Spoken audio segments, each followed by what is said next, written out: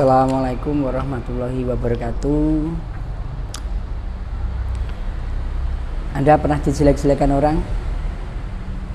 Coba diingat, ketika orang menjelek-jelekan Anda, di mana jelek-jelekannya? Pasti di belakang Anda. Kalau ada orang menjelek-jelekan Anda di belakang Anda datangi, kira-kira bagaimana? Pasti diem. Berarti saudaraku, manakala ada orang yang menjelek-jelekan Anda, bisa jadi Anda kurang silaturahim. Dan ketika Anda datangi, Anda silaturahimi, maka dia akan diem. Anda harus introspeksi diri. Jangan-jangan saya kurang silaturahim. Itulah kenapa rambut kita yang panjang itu di belakang, bukan di depan. Kenapa? Karena biar kita selalu melihat ke depan, tidak selalu melihat ke belakang. Apakah tidak boleh? Boleh. Silahkan melihat ke belakang, tetapi hanya sesekali.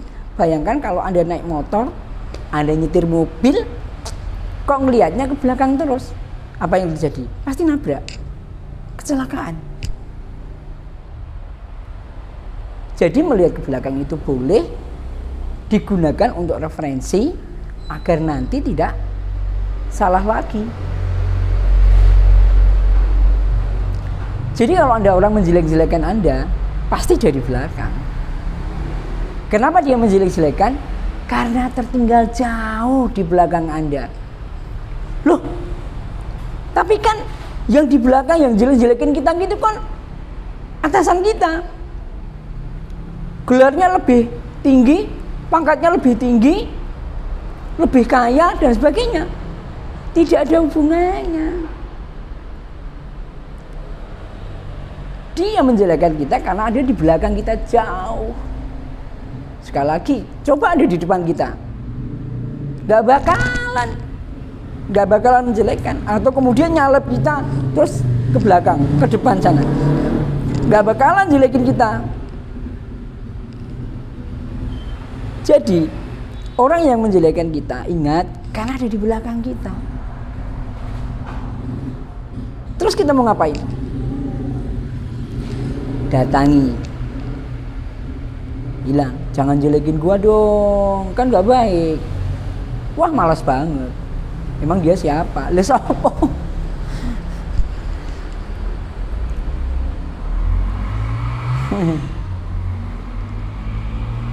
Yang hebat, ada edukasi yang baik. Normatifnya ada dijelekin dari belakang, jalan terus. Selesai. Anda budek. Mungkin dia akan makin getol menjelek-jelekan Anda. Yang lebih hebat lagi, keleluasaan hati Anda ketika dijelekan, kemudian Anda berdoa, mendoakan dia. Semoga dia diberi rahmat, diberi panjang umur, masuk surga, kalau perlu nanti sore, begitu.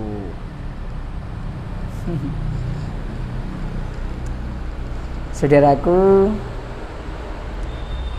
hidup ini memang isinya dua sisi mata uang. Kalau nggak gambar ya uang, kalau nggak baik ya buruk. Tapi Anda jangan mau dong dari mempunyai sisi yang buruk. Anda harus pada sisi yang baik. Kalau Anda suka pada sisi yang jelek, maka diri Anda akan makan hati, dan Anda akan loro hati diri. Yang lebih hebat lagi, sudah didoakan, sudah dinasihati, kemudian diberi sedekah. Itu lebih hebat lagi. Tapi pasti itu berat. Orang yang menzalimi kita, kemudian kita berikan sedekah. Jadi saudaraku, memang itu keleluasaan hati.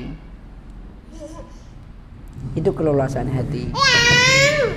Kita memerlukan hati yang baik, hati yang tulus, hati yang lapang untuk dijelekan orang. Dan ingat, manakala kita dijelekan orang, maka ingat, pahala mereka pindah ke kita dan dosa kita pindah ke dia. Jadi kalau seandainya Anda dijelekan, harusnya Anda bersyukur. Kenapa? Karena dengan seperti itu Anda mendapatkan kemuliaan. Anda jangan malah bangga kalau misalnya Anda dijelekan kemudian Anda gali jelekan. Artinya Anda sama busuknya dengan dia. Anda sama jeleknya. Yang hebat adalah ketika Anda dijelekan, Anda muliakan dia. Maka Anda akan menjadi yang liluwih, akan menjadi yang lebih hebat, dan Anda akan panjang umur, hati Anda akan lapang. Luar biasa.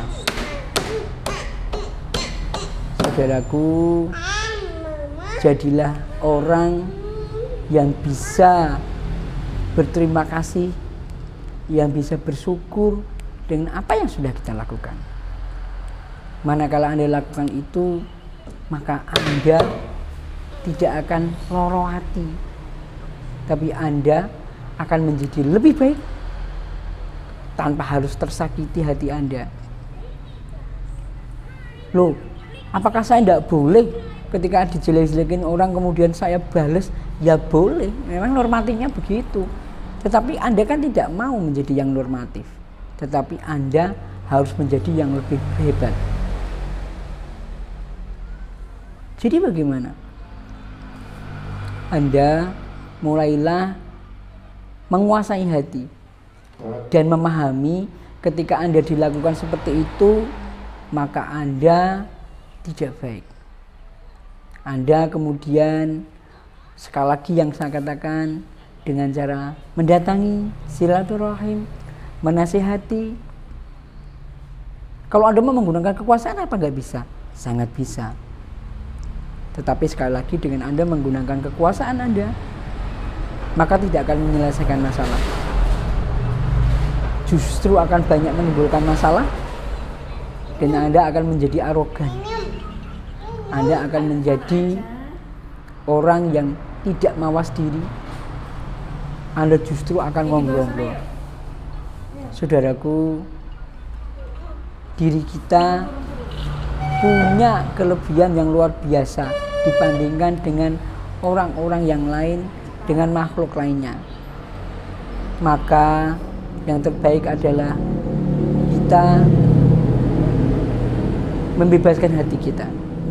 Jadi bagaimana?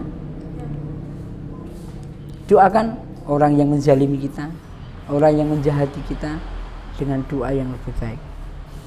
Semoga bermanfaat. Assalamualaikum warahmatullahi wabarakatuh.